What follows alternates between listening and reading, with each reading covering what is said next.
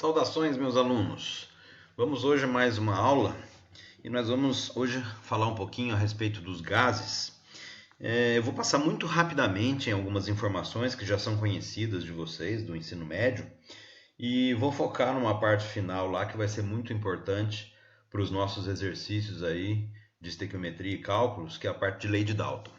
Então vamos lá. Primeira coisa, né? Por que é muito importante nós, num curso de engenharia química, estudarmos e entendermos bem por que o comportamento dos gases? E aí eu vou mostrar para vocês aqui, olha, uma listinha com alguns gases que nós lidamos no cotidiano da nossa profissão e que são extremamente importantes, tá certo? E nós temos que saber que esses gases têm um comportamento que não é exatamente igual ao dos líquidos e os dos sólidos e saber trabalhar com esse comportamento. O grande motivo, resumidamente, é esse. Bom, alguns conceitos que nós temos que lembrar a respeito dos gases, né? Então, lembrar que os gases, contrariamente aos líquidos e sólidos, eles estão sujeitos à pressão. E lembrar o que é a pressão, né? Lembrar que nós temos a pressão atmosférica, que é a força, né? Que a coluna de ar que existe na atmosfera exerce sobre nós. Então nós temos aí nessa figura aqui mostrando genericamente uma atmosfera de pressão na superfície, né? Claro que nós temos a atmosfera como unidade de pressão e temos também a atmosfera num sentido mais genérico, que é todo o ar que nos circunda, né? E lembrar que, por definição, né, a pressão é força sobre área. Então, é a força com que as moléculas se chocam numa determinada superfície que tem uma área tal. Então, nós podemos dizer que a força exercida pelos choques das moléculas dos gases numa determinada área é o que exerce a pressão. Então nós sabemos que temos algumas unidades de pressão. A unidade SI de pressão é o Pascal, né, que é 1 newton por metro quadrado. Mas essa unidade ela é bem pouco usada, para falar a verdade para vocês, né? As unidades que a gente usa mais em laboratório, no dia a dia, são unidades, por exemplo, uma atmosfera padrão, que equivale a 760 milímetros de mercúrio, que é a mesma coisa de 760 torr, que é a mesma coisa de 1 bar, que não está aqui, que é 101,325 quilopascais, né? Vocês veem que Pascal é uma unidade de pressão muito pequena, né? Então, para ter uma atmosfera, a gente precisa, né, de 10 a quinta, praticamente, pascais, certo? E tem as unidades aí do sistema inglês, também muito importantes, libra por polegada quadrada, né? A famosa libra que a gente usa aí para calibrar pneu do carro, né? Também é uma unidade muito importante que a gente vai usar. Lembrando que as medidas de pressão, né, são feitas aí por barômetros ou manômetros, né, dependendo de se eles são abertos para a atmosfera ou não. E basicamente essa figura resume como se faz uma medida de pressão, né? E aqui, olha, se a gente tiver uma coluna de mercúrio, estaremos medindo a pressão em milímetros, metros, decímetros, que é mais comum, milímetros de mercúrio, né? Essa coluna não precisa ser necessariamente de mercúrio, mas o mercúrio é muito usado porque ele tem uma densidade muito grande e é líquido, né? E então ele se desloca aqui, mas uma grande pressão aqui desloca uma pequena porção do líquido em função da densidade ser grande. E aqui o que é importante a gente lembrar, né? Que se de um lado nós temos a pressão de um gás empurrando o líquido aqui, do outro lado nós temos a atmosfera empurrando aqui, né? Então, nesse caso dessa figura aqui, olha, essa pressão aqui, que seria H milímetros de mercúrio, na verdade, ela é a pressão desse gás aqui, a interno, somada com a pressão atmosférica que ela tem que vencer aqui para poder deslocar o fluido. Então, aí daí surge, né, o conceito de pressão manométrica e pressão absoluta, né? A pressão manométrica seria isso daqui que nós estamos vendo. Olha, essa pressão do gás aqui seria a pressão manométrica. Lembrando que essa pressão manométrica tem a pressão do gás aqui dentro, mais a pressão atmosférica que ela tem que vencer, né? E a pressão absoluta seria esse pH aqui, né? Que é a pressão pura do gás aqui dentro, tirando-se a pressão atmosférica, certo? Bom, algumas relações importantes que nós temos que lembrar, né? A lei de Boyle, que o produto da pressão pelo volume é uma constante. A lei de Charles, que nos diz que a divisão do volume pela temperatura também é uma constante, certo? E isso aqui nos remete, né, a uma figura muito interessante na relação temperatura e volume, né? Que é daqui a gente pode tirar, né, que para um gás cujo volume seja medido a várias temperaturas, nós vamos ver, né, que num determinado momento esse gás vai se liquefazer, não é mais possível medir o volume, esse volume passa a ser uma constante aqui, mas se nós fizermos a extrapolação da reta formada por essa relação volume-temperatura, nós sempre vamos cruzar aqui o eixo da temperatura num determinado valor que é de 273 negativos, né? Na realidade 273,15 graus centígrados negativos. Então essa aqui é a explicação através da qual se entende que não existe temperatura menor do que 273,15 negativos, porque isso levaria a um volume negativo que fisicamente não tem sentido.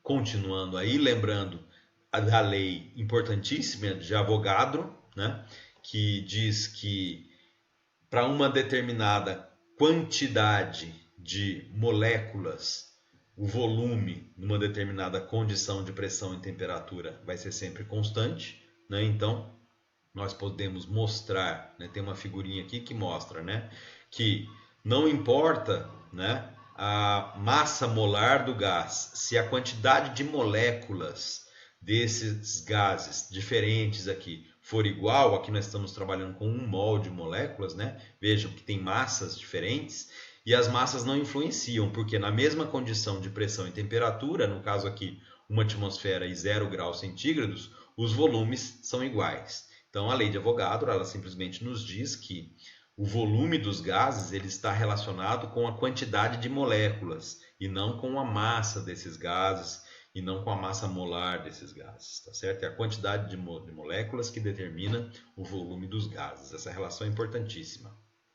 Então, se a gente fizer aí, né, uma compilação das leis que nós já vimos até agora, né, a lei de Boyle, a lei de Charles e a lei de Avogadro, a gente vê que o volume é proporcional ao inverso da pressão na lei de Boyle, o volume é proporcional à temperatura na lei de Charles, o volume é proporcional ao número de mols, à quantidade de matéria na lei de Avogadro. Então, se nós colocarmos aí o volume proporcional às 3 grandezas, nós chegamos nessa expressão aqui, né? Essa expressão nos leva à lei dos gases ideais. Então, se nós substituirmos nesse slide anterior aqui a proporcionalidade, esse símbolo aqui de proporcionalidade, por uma igualdade, nós temos que inserir uma constante de proporcionalidade e essa constante de proporcionalidade é o que nós chamamos de constante dos gases. Essa constante, ela é evidentemente que constante dentro do limite das unidades que nós estamos usando aqui. Então ela varia. Vejam, esse quadrinho mostra as constantes mais comuns em função das unidades que nós estamos aqui usando, certo? Tem um erro aqui nessas unidades. Quem for espertinho já deve estar vendo, né? Como nós estamos falando aqui, ó, litro vezes atmosfera, tem uma barra de divisão aqui, não precisava ter esse menos 1 aqui, né? Então, o mais correto é tirar essa barra de divisão dessa tabela e colocar a unidade aqui, ó, litro vezes atmosfera vezes mol menos 1 vezes Kelvin menos 1. Então, na verdade, aqui é litro atmosfera dividido por mol Kelvin, são as unidades muito comuns que nós usamos aí em laboratório, né? Litro e atmosfera. Mol e Kelvin não tem como fugir, né, deles, mas litro e atmosfera a gente usa muito em laboratório.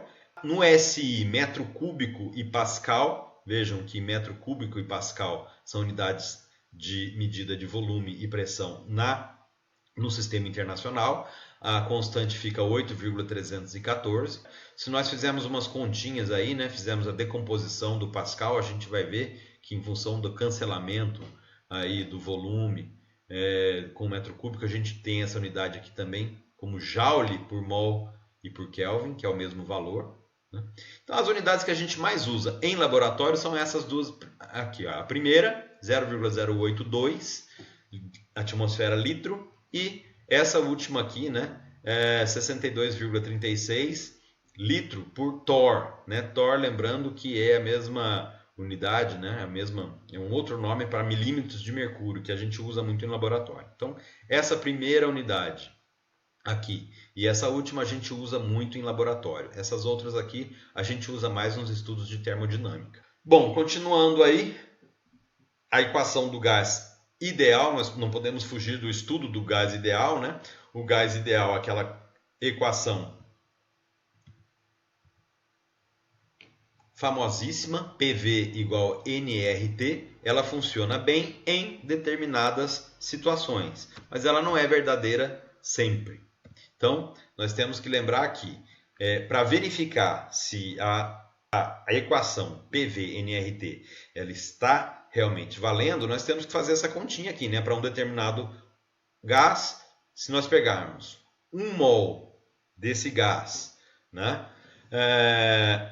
Na temperatura 0 graus ou 273,15 Kelvin a 1 atmosfera de pressão, o volume desse gás tem que dar 22,41 litros. Se o volume medido na prática não for 22,41 litros, quer dizer que esse gás não está se comportando idealmente. Portanto, essa equação aqui não é verdadeira. Isso acontece muitas vezes.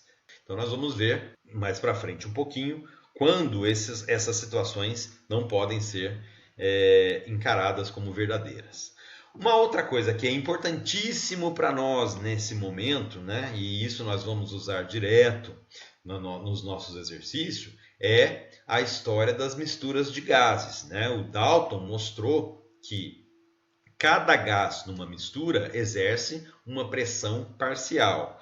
Se nós lembrarmos na definição de pressão que eu falei um pouquinho atrás, que é a força exercida pelo choque das moléculas com a parede que contém o gás, que gera a pressão. Então, se nós pensarmos que se nós tivermos várias moléculas de gases misturadas, cada uma delas exerce a força peculiar ao seu tamanho, à sua energia cinética e assim por diante. Então, cada gás terá a sua pressão independente. E a pressão que nós medimos, a pressão total que nós medimos no recipiente, é a soma da pressão parcial de cada um dos gases. Se nós estendermos isso aqui para a lei dos gases ideais, né, nós podemos dizer, né, que a pressão, essa pressão I, né, de cada um dos componentes, 1, 2, 3, ela é igual, né, ao número de mols desse componente, vezes a expressão RT sobre V. Se nós tivermos vários componentes, nós vamos ter aqui simplesmente, né, colocando em evidência a equação, a pressão total vai ser a soma dos números de quantidade de matéria, número de mols de cada um dos componentes da mistura, vezes a condição de temperatura e volume a que estão submetidos, certo? Bom, claro que se a soma dos números de mols dos componentes for convertida em fração molar, nós podemos dizer que essa expressão também vale aqui, olha. A pressão do componente 1 é igual a fração molar. O que é fração molar? Né? É a quantidade de matéria de um determinado componente dividido pela quantidade total de matéria na mistura, certo? Isso é fração molar, é o percentual de matéria daquela substância numa determinada mistura. A pressão parcial daquela substância é proporcional ao percentual daquela substância numa mistura, ok? Aqui uma figurinha para mostrar para vocês, né? Parece até uma colinha, né? Para mostrar para vocês um resumo, né? Então nós temos aqui A, B, C, D, com os nomes Avogadro, Boyle, Charles e Dalton, e lembrando aqui das leis. Né? Mas o que é importante para nós aqui é sabermos que dos gases com comportamento ideal respeitam essa equaçãozinha aqui. Agora, falando de mistura dos gases, nós vamos entrar na prática aqui do nosso dia a dia. Falando de mistura de gases, né, nós temos uma propriedade que é extremamente importante, que é a pressão de vapor. Né? Se eu perguntar para vocês assim, a que temperatura a água evapora? Tem gente que rapidamente vai falar, 100 graus, professor. E aí eu falo para você, tá bom, então quando você pendura lá a sua roupa molhada no varal, a água ela só vai se evaporar a 100 graus, a roupa não secaria nunca. Né? Então, na verdade, a água se evapora a qualquer temperatura. Só que ela tem uma velocidade de evaporação, uma taxa de evaporação maior numa temperatura maior. Claro que a 100 graus, todas as moléculas que estão no estado líquido tendem a ter energia suficiente para passar para o estado vapor. E aí o líquido vai acabar rapidamente. Mas olha, a 20 graus tem algumas moléculas aqui no líquido que já têm energia suficiente para sair da fase líquida e ir para a fase gasosa. Então, nós teremos sempre, né, aqui nessa região de vapor acima do líquido, no caso aqui estamos falando de água, mas é qualquer líquido, né, teremos algumas moléculas do líquido que conseguiram vencer a barreira da interface entre a fase líquida e a fase vapor. Essas moléculas que passam para o estado vapor, elas formam então uma pressão aqui em cima. E essa pressão aqui em cima a gente chama de pressão de vapor do líquido tal na temperatura tal. Se estivermos falando nessa situação específica aqui, olha, a pressão de vapor da água a 20 graus é 18 milímetros de mercúrio e essa é a pressão de vapor. Isso é uma função da temperatura do líquido, porque as moléculas que estão no estado líquido é que precisam ter energia para sair do estado líquido, então é uma função da temperatura do líquido. Então nós vemos aqui nessa ilustração, olha, a 50 graus a pressão de vapor da água é 90 milímetros de mercúrio, ou seja, já subiu bastante, quer dizer que a 50 graus nós temos muito mais moléculas de água que estavam no estado líquido com energia suficiente para ir para o estado de vapor. E se a gente for pensar na prática, nós estamos falando de secar a água, né? Sumir com a água líquida. E a 100 graus, o que nós temos? Nós temos a pressão de vapor da água igual a 760 milímetros de mercúrio, que é uma atmosfera. É por isso que a 100 graus nós dizemos que a água está em ebulição. Por quê? Porque a sua pressão de vapor se igualou à pressão atmosférica. Portanto, todas as moléculas que estão aqui no estado líquido têm energia suficiente para passar para o estado de vapor e é só uma questão de tempo. Todas elas vão passar para o estado de vapor sempre. Certo?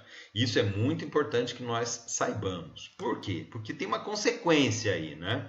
Quando a gente vai coletar gases sobre água, nós sempre teremos então uma mistura, né, do gás que nós estamos coletando com moléculas de água no estado vapor. Portanto, a pressão total onde nós estamos recolhendo a água, ela não é só a pressão do gás que nós estamos recolhendo. Nós teremos sempre a influência da pressão de vapor da água naquela mistura gás-água que nós estamos recolhendo. Temos aqui uma figurinha, né, que mostra um experimento de laboratório que vocês vão fazer em Química Geral Experimental, né, que é uma reação química que gera gás. Então você tem um aparato todo aqui fechado para recolher esse gás e esse gás é recolhido aqui, né? Aqui parece um becker, mas na verdade no laboratório a gente usa, só para a figura ficar mais nítida, né? No laboratório a gente usa uma proveta, né? Que é um instrumento bem menor do que isso daqui. Vocês vão mexer aqui com essa proveta para cima e para baixo, de forma que o menisco ou a base do gás se iguale com a base da superfície de água aqui, né? Então, se você tem a altura aqui fora igual à altura aqui dentro, o que você pode dizer com relação à pressão? Que a pressão lá dentro está igual à pressão aqui fora. Se você tiver a informação da pressão atmosférica no local naquele dia, você sabe a pressão que você gerou aqui dentro. Sabendo a pressão que você gerou aqui dentro, você pode calcular o número de mols de gases que foram coletados, né, que foi coletado aqui através desse experimento, tá certo? Mas tem que se levar em consideração o quê? Que você coletou gás aqui, hidrogênio, na superfície da água. Então, nós temos aqui dentro também moléculas de água no estado do vapor. Então, aqui dentro nós temos uma mistura de vapor, de água com a pressão, com os vapores do gás que nós estamos coletando. No caso daquele experimento, seria a pressão total que nós temos, que seria igual à pressão atmosférica, seria igual à pressão do hidrogênio, mais a pressão de vapor na temperatura. E para isso a gente tem uma tabelinha, né, que a gente olha, eu fiz o experimento, a água estava a 25 graus. Então eu sei que, olha, a 25 graus, a pressão de vapor da água é 23,76, estou circundando aqui, milímetros de mercúrio, ou torr, tá certo? Então, o que acontece? A pressão total que eu tenho, que é igual à pressão atmosférica, ela é igual à pressão do hidrogênio, que eu quero descobrir, mais a pressão da água, que é a pressão de vapor da água naquela temperatura. Então, para eu saber a pressão de hidrogênio, eu tenho que fazer pressão total, que é medida, menos a pressão de vapor da água. Aí sim eu tenho a pressão só do hidrogênio. E em função desta pressão, com as condições de temperatura e volume, eu acho o número de mols de hidrogênio. Aí eu posso usar essa informação para estequiometria. Ok? Isso é muito importante que vocês saibam e daqui a pouquinho nós vamos fazer exercícios que usam isso na prática. Agora nós temos que discutir um pouquinho a respeito dos gases reais, né, que são os desvios do comportamento ideal. Então nós vimos, né, que no comportamento ideal nós temos essa equação aqui, né, PV igual a nRT, que ela está um pouquinho modificada aqui, né? A relação PV sobre RT tem que ser igual a N para um comportamento ideal. Bom, isso quer dizer que para 1 mol de gás, nós sempre temos que ter essa relação PV sobre RT igual a 1, né? Se o comportamento do gás for ideal. Mas vejam o que nós temos na prática para muitos gases, né? Então vejam aqui, nós temos aqui, olha, para 1 mol de gás, né, medidos a diversas pressões, a relação variando muito do 1, né? Aqui seria a condição ideal. 1. E quando a gente mede na prática a relação PV sobre RT, a gente tem valores diversos. Então, olha, o azul aqui é o CO2, o vermelho é hidrogênio, a abóbora é o nitrogênio e o verdinho é o metano. São gases do nosso cotidiano, que a gente vê que a gente vai mudando a pressão aqui e eles vão se afastando muito. Tem uns que chegam a se afastar a quase 40% do valor ideal. Isso quer dizer que para condições de pressão muito altas, acima de 30, 40 atmosferas, nós não podemos usar a relação PV sobre RT sem avaliar se aquele gás tem um comportamento ideal ou real naquela condição. Né? Para esses conhecidos aqui, cada gás tem o seu perfil. Mas tem o outro lado que é muito importante. Vejam, nas condições de baixa pressão, e aí eu chamo de baixa pressão até 20 atmosferas mais ou menos, todos os gases estão aqui muito próximos do 1, quer dizer que muito próximos da idealidade. Isso quer dizer que nós poderemos usar PV-NRT muitas vezes, né? Em quase todas as situações. Esse outro gráfico aqui mostra uma outra situação. Para um mesmo gás, né, variando a temperatura, nós temos também um desvio da idealidade, mas nós vemos aqui, olha, que para altas temperaturas o desvio vai até uma faixa muito grande de pressão, né? Então, para altas temperaturas, nós podemos admitir que até 300 atmosferas, o gás se comporta muito próximo do ideal, mas essa temperatura é muito alta, vejam só, 1000 Kelvin, né? Temperatura próxima lá dos 700 graus. Mas é uma temperatura que, por exemplo, em alto forno, né, você tem lá facilmente essa temperatura sendo atingida.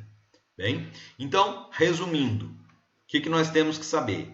Principalmente a informação de que para pressões baixas nós podemos considerar os gases com um comportamento ideal, ou seja, podemos usar PV sobre nRT. Se a temperatura for muito alta, então nós podemos até umas 300 atmosferas mais ou menos também considerar ideal. Agora, e se nós não pudermos considerar o gás ideal? Aí tem muitas outras equações que podem ser usadas. A mais conhecida delas é essa aqui, que se chama equação de Van der Waals, que é uma PV-nRT modificada, né? Ela foi acrescido nela aqui um termo B e um termo A, né? E essas que são constantes empíricas, ou seja, constantes experimentalmente determinadas para cada um dos gases. Nós vamos ver uma tabelinha para cada uma delas, né? Só lembrando que, olha, o B é uma constante que faz a correção para o volume das moléculas. Quando a gente mede o volume de um gás, a gente desconsidera o volume ocupado pelas moléculas em si, porque ele é muito pequeno, mas ele não é totalmente insignificante. Então essa equação ela leva em consideração o volume ocupado pelas moléculas. E o termo A é uma correção para a atração molecular, que nós sabemos que tem algumas moléculas que têm a tendência de se aglomerarem, de ficarem pela atração juntas, e isso afeta a pressão. Então, moléculas que têm uma alta tendência de aglomeração, vocês veem aqui que é menos um termo, né? Multiplicado pela tendência de aglomeração, a alta tendência de aglomeração vai diminuir a pressão real do nosso gás. Uma forma diferente de escrever a equação de Van der Waals, né? Só uma modificação dessa forma de escrever aqui é essa, né? Olha, a correção do termo da pressão e a correção do termo do volume. Então, se nós tivermos o A igual a zero, esse termo some. Nós tivermos o B igual a zero, esse termo aqui some. E nós voltamos com o PV igual a nRT. Se vocês procurarem na internet aí, pelo Google e etc., equações de estado, vocês vão ver que existem muitas, né? Essa aqui é só uma delas. E aqui a tabelinha que eu falei para vocês, né? Das constantes A e B para diversos gases, né? Então nós vemos aí, olha, exemplo, né? O hélio, né? O hélio é um gás bastante inerte, tem o A, que é a tendência da aglomeração, bem pequenininho. Já o CCl4, né? Um gás que tem uma tendência, por causa do efeito lá do cloro, né? Da eletronegatividade e tudo, uma tendência grande de aglomeração, então o termo A é bem grande para esse gás, né? E nós vemos também o tamanho da molécula. O hélio, uma molécula bem pequenininha, um B pequeno, já o CCl4, uma molécula maior, o B um pouco maior, ok? Bom, a pergunta que todos se fazem, temos que a partir de agora sempre considerar o gás real? Não, nós temos que sempre usar o bom senso. Se nós estivermos trabalhando numa condição de pressão de 10, 12, 5, 7 atmosferas, não precisamos perder tempo de calcular o volume ou a relação PVT através da equação de Van der Waals, porque a diferença é muito pequena e vai ser irrelevante para os nossos cálculos. Quando formos trabalhar com condições de pressão muito altas, aí sim pode ser que faça diferença. Então é bom comparar, né, o resultado da equação dos gases ideais com uma equação de gases reais, Van der Waals, por exemplo. Nós vamos ver exemplos aí, principalmente usando a lei de Dalton. Na nossa lista de exercício, nós não vamos ter exercícios que precisam usar equação dos gases reais, né? Nós vamos sempre considerar os gases ideais, mas é muito bom que vocês saibam que existem desvios da idealidade que precisam ser levados em consideração. Então, pessoal, para que nós possamos exercitar isso que nós acabamos de aprender a respeito, principalmente da lei de Dalton, nós vamos fazer um exercício em que nós temos uma mistura de gases envolvido e nós vamos ver como é importante levar em consideração a pressão parcial de cada um dos componentes dessa mistura. Então o exercício diz assim, né? Para avaliar a pureza de uma amostra de cobre metálico, 0,5 gramas deste metal impuro foram postos a reagir com 500 ml de solução de ácido nítrico de concentração 0,04 mol por litro. Nesta reação forma-se o gás NO2. que foi coletado em água a temperatura ambiente de 24 graus centígrados, e a coleta foi feita de forma que a pressão no interior do recipiente coletor se igualasse à pressão atmosférica de 1015 hectopascais, segundo os dados atmosféricos daquele dia. Sabendo que foram coletados 177,3 ml de gás e que o cobre oxidado é o cobre 1+, pergunta-se, né? Letra A, a pureza do cobre metálico, e a letra B, a concentração final da solução. E aí aqui tem alguns dados, né, para a gente poder fazer a transformação de unidades de hectopascal para uma unidade mais conhecida. Hectopascal é a unidade normalmente que os sites de meteorologia divulgam a pressão no dia. Então, se vocês entrarem no site do INPE, por exemplo, e procurarem lá a pressão atmosférica na sua cidade naquele dia, provavelmente, né, numa região próxima da sua cidade, vai dar lá a pressão em hectopascais. E o que se faz no laboratório, né, no dia em que a gente faz um experimento desse aqui, é justamente entrar num site, né? Aqui em Lorena nós temos o INPE, aqui em Cachoeira Paulista, que é do ladinho, pressão atmosférica a gente pode considerar igual. Então, quando a gente quer saber a pressão atmosférica aqui em Lorena, a gente entra no site do INPE e vê qual é a pressão naquele dia, naquele momento. E aí a gente tem a pressão atmosférica relativamente próxima num valor real. Então, a primeira coisa que nós temos que fazer, como em todos os exercícios, né, da nossa lista aí de exercícios, é fazer o balanceamento. O que nós temos? Nós temos o cobre reagindo com um ácido nítrico, né? E não foi dada nenhuma reação iônica nem nada. Então, quando a gente só tem assim, quais são os reagentes, a melhor forma de fazer o balanceamento é usando a decomposição do agente oxidante. E para isso a gente tem que primeiro, então, copiar a reação do oxidante, que está aqui, né? Eu sei que na tabela nós temos 3 reações para o ácido nítrico, né? Porque o ácido nítrico ele reage de formas diferentes, dependendo da sua concentração. Mas como o exercício aqui já me falou, né, que forma o NO2, a única das 3 que forma NO2 é essa daqui. Então eu copiei a reação lá da tabela. Depois o meu redutor vai ser o cobre metálico, que está sendo dito aqui, né? Que olha, a forma oxidada é o cobre mais 1.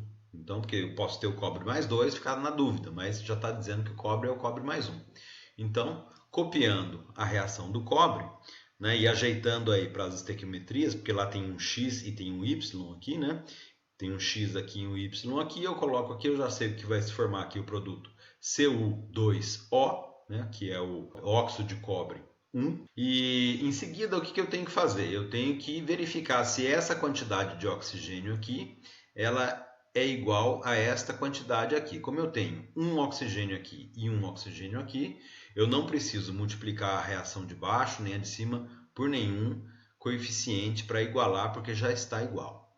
Próximo passo é fazer a reação dos óxidos metálicos, e lembrando que somente o óxido de cobre é um óxido metálico, né? O óxido de nitrogênio não é um óxido metálico, com o ácido presente, que é o ácido nítrico.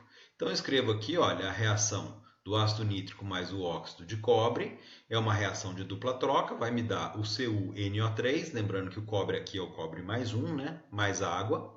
Eu tenho que fazer o balanceamento dessa reação, então se eu tenho 2 cobres aqui nesse óxido, eu tenho que ter 2 aqui. E se eu tenho 2 nitratos aqui, eu tenho que ter 2 aqui também no ácido nítrico, certo? O resto já está certo. 2 hidrogênios aqui, 2 hidrogênios aqui, já está certo. Ótimo. Agora, eu sei que eu posso cancelar esse óxido de cobre aqui com este que se formou, né? Eu tenho quantidade, né? 1 mol aqui e 1 mol aqui já pode ser cancelado. Não preciso também multiplicar essa reação aqui por nenhum fator. Estou fazendo o balanceamento bem devagarinho para quem ainda tem dificuldade. Quem já tiver expert em balanceamento, coloca aí a velocidade em 2x, né? E passa rápido pelo balanceamento, que fica tranquilo. Bom, para fechar o balanceamento, agora então eu vou cancelar aí oxigênio com oxigênio, vou cancelar o óxido de cobre com óxido de cobre, apareceu aqui uma seta de cancelamento que está a mais, e fecho o balanceamento. Então eu tenho 4 ácido nítrico, né, somando 2 daqui com 2 daqui, mais 2 cobres, dando como produto 2 nitrato de cobre, mais 2 NO2 e mais 2 águas. Então aqui essa reação final, veja, tá 4, 2, 2, 2 e 2. Eu posso dividir essa reação por 2 e escrevê-la com coeficientes menores, né? Eu tenho 2 ácido nítrico, cobre, 1 nitrato de cobre, 1 NO2 e 1 água. Bom, esse exercício ele me diz que eu vou precisar medir a pureza do cobre através da medida da quantidade de NO2 formada na reação. Então, o NO2 é o meu reagente de partida, é o produto através do qual eu vou fazer as contas. Portanto, eu preciso saber quanto de NO2 se forma. E a informação que o exercício me deu é um volume de gás que foi recolhido. Mas lembrando, ele foi recolhido em água. Então, nós temos que levar em consideração que na fase gasosa, onde existe esse NO2, também existem moléculas de água no estado vapor. Nós temos que levar em consideração a pressão gerada por essas moléculas. Então, vamos lá aos cálculos. A primeira coisa, cálculo da quantidade de NO2 produzida, né? A informação que eu tenho é que eu tenho um volume de NO2 a uma pressão de 1015 hectopascais. Eu vou dar uma ajeitada nessa unidade aqui, né? Então nós vamos fazer uma série de continhas aqui que nós já estamos acostumados, né? Para passar essa pressão para milímetro de mercúrio. Então veja, tirando o hecto, vai ficar, né, multiplicando por 100, 101.500 pascais. E a fração de conversão aqui para converter de pascal para milímetro de mercúrio foi dado no enunciado do exercício, está aqui, né? Então, 101.325 pascais equivalem a 760 milímetros de mercúrio. Quando eu fizer essa conta aqui, eu cancelo pascal com pascal e eu vou ficar com 761,31 milímetros de mercúrio. Essa é a minha pressão total no recipiente onde eu recolhi o NO2. Como é que eu sei que essa pressão é a pressão dentro do recipiente? Porque eu manipulei a proveta na qual eu recolhi o gás, de forma que o menisco da água do lado de dentro da proveta se igualasse à altura do menisco da água do lado de fora da proveta. Portanto, eu tenho uma diferença de altura entre a parte de dentro e a parte de fora igual a zero. Isso quer dizer que a pressão interna é igual à pressão externa. Aí eu vou no site do INPE, procuro saber qual é a pressão externa, me deu 1015, eu sei que a minha pressão interna é igual a 1015 também, e aí está aqui calculada para milímetros de mercúrio. Calculando aí então, a pressão do NO2, nós temos que levar em consideração que, pela lei de Dalton, a pressão total é igual à soma das pressões parciais dos gases que formam a mistura. E quais são os gases que formam a nossa mistura? O NO2 e a água, certo? Nós temos água no estado vapor. De onde eu vou tirar a informação de qual é a pressão da água, pressão de vapor da água?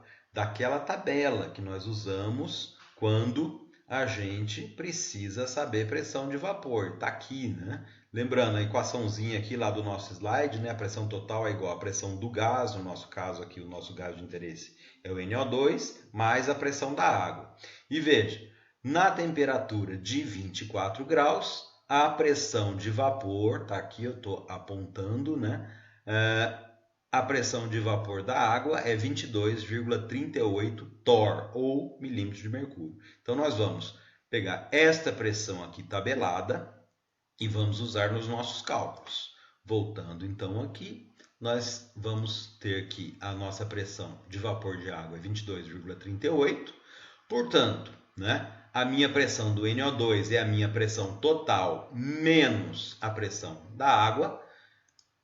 se eu fizer essa continha aí, eu vou ter que a minha pressão do NO2 é igual a 738,93 milímetros de mercúrio. Então agora eu isolei, eu sei que a pressão só do NO2 é 738,93 milímetros de mercúrio. Sabendo só a pressão do NO2 e as condições de volume e temperatura, eu posso calcular o N do NO2. Né? Então, lá, olha, se PV é igual a nRT, eu tenho que N é igual a PV sobre RT. E aí é só fazer a continha. Olha, o volume foi dado, 177,3 mililitros, que dividindo por 1000 vai dar esse valor aqui em litros. A temperatura, 24 graus, que somando 273 vai dar 297 Kelvin. O R para as unidades de milímetro de mercúrio e litro, eu tenho que o valor é esse, 62,36. Né? Então agora é só fazer a conta e nós chegamos aí ao N, que é o número de mols de NO2 igual a 0,0774. Esse valor é o valor que eu vou colocar aqui para fazer a estequiometria. E agora eu posso calcular um X aqui de cobre. Como a proporção estequiométrica é 1 para 1, é óbvio que o X vai dar o mesmo valor aqui. Portanto, na minha reação, eu tinha 0,00774 mols de cobre. Agora, se eu quiser calcular a pureza do cobre, não é difícil, porque eu já tenho o número de mols de cobre. Se eu quiser calcular a pureza do cobre, então é só calcular a massa de cobre, né, que eu tinha. Essa massa de cobre, para calcular a massa, eu preciso da massa molar do cobre, que é 63,55 gramas por mol. E aí eu tenho que a massa de cobre total, que vai ser isso vezes isso, 0,449538. Então, essa é a massa de cobre contida na minha amostra. Como eu tenho a massa total da amostra, a pureza vai ser simplesmente, né, a massa de cobre dividida pela massa da amostra vezes 100. Fazendo essa conta aí, eu vou ter que a pureza vai ser 0,0449538 dividido por 0,5, que é a massa de amostra, vezes 100. E eu tenho que a pureza é de 89,91%. Isso aí baseado no volume de NO2 formado na reação. A outra pergunta que o exercício faz é em relação à concentração final da solução. Bom, que solução é essa? A gente começou com uma solução de ácido nítrico 0,04 mol por litro. Parte desse ácido nítrico foi consumido na reação com o cobre. Portanto, eu fiquei com uma quantidade restante de ácido nítrico na minha solução e ele quer saber qual é a concentração dessa solução, né? Óbvio que em termos de NHNO3. Então vamos lá ao cálculo da concentração final da solução. Eu tenho que a minha quantidade, né, número de mols inicial de ácido nítrico era 0,04 mol por litro vezes o volume. Né? Quando eu faço essa conta aqui, eu cancelo litro com litro, eu vou ter uma quantidade de mols. Então, a minha quantidade inicial de HNO3 era 0,02 mol, tá certo? A minha quantidade de HNO3 gasto, eu calculei pela estequiometria, então tá aqui, olha, isso vezes 2 dividido por 1 me dá esse valor de Y aqui, que está aqui nessa posição. E aí, para calcular a quantidade final, é só eu fazer, né, a quantidade inicial menos o que eu gastei, eu tenho a quantidade final. Essa é a quantidade final de ácido nítrico na minha solução. Se eu fizer a suposição de que o volume se mantém constante, a concentração vai ser 0,0585, que é a quantidade de ácido nítrico, dividido por 0,5, que é o volume da solução, e que vai me dar uma concentração final de ácido nítrico de 0,012 mol por litro. Essa é a resposta final do exercício. Agora, eu quero mostrar para vocês o seguinte, o exercício está feito. Né? Agora, se eu não levasse em consideração a existência da água no meu cálculo, né? Se eu pensasse que a pressão total é igual à pressão do NO2, equivaleria a eu considerar que esse valor aqui fosse zero, tá certo? Então vejam só, se eu considerar essa pressão aqui zero, ou seja, se eu deletar esse valor aqui, vejam que a pressão do NO2 imediatamente mudou para a pressão total, né? Eu tinha aqui a pressão total, a pressão do NO2 passou a ser 761. E nos meus cálculos de pureza, né, a minha quantidade, a minha massa de cobre ficou diferente e a minha pureza mudou para 92,63%. E aí vocês podem dizer assim, nossa professor, mas vejam, mudou de 89 para 92. É muito? Ah, não é muito. E aí eu vou falar para vocês assim, olha, se você estiver fazendo análise de uma amostra de cobre, cujo preço é calculado em função da pureza. E eu digo para você assim que você está comprando 800 toneladas de cobre. E aí, se fizer 1% ou 0,1% no cálculo desta massa aqui, o que vai acontecer? Vai acontecer que a quantidade de dinheiro que você está perdendo ou deixando de ganhar ou pagando a mais por causa dessa pequena alteração aqui é enorme. E quando a gente fala em análise química de laboratório, às vezes essa análise, tudo bem, mas 0,5 gramas. Mas o resultado dessa pureza aqui vai dar o preço de toneladas de produto que você está comprando. Então é muito importante sim.